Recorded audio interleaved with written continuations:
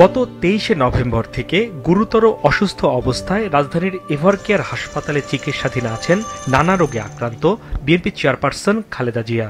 অসুস্থ শাশুড়িকে দেখতে দুপুরে হাসপাতালে আসেন বিএনপির ভারপ্রাপ্ত চেয়ারম্যানের সহধর্মিণী ডাক্তার জুবাইদা রহমান।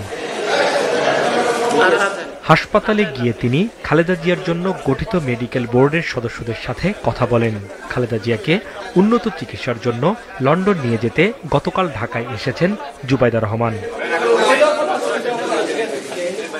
পরে হাসপাতালের সামনে ব্রিফিং করেন খালেদা জিয়ার জন্য গঠিত মেডিকেল বোর্ডের সদস্য ডাক্তার এজেডএম জাহিদ হোসেন।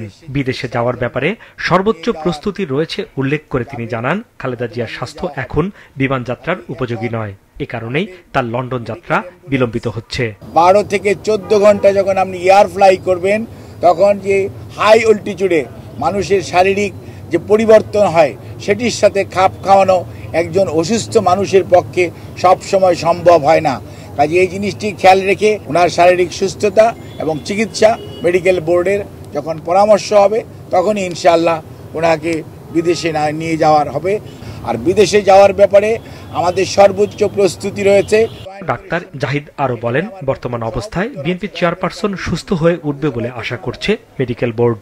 উনি এসছেও প্রতিকূল অবস্থা থেকে, আল্লাহ ওনাকে সুস্থ করেছেন। আপনাদের সবার দোয়ায় আমরাও এবার এবং মেডিকেল বোর্ড অত্যন্ত আশাবাদী যে এবারও ওনার যে শারীরিক জটিলতা এটা থেকে আপনাদের দোয়া এবং আল্লাহর অশেষ মেহেরবানিতে ইনশাআল্লাহ দেশনেত্রী বেগম খালেদা জিয়া সুস্থ হবেন।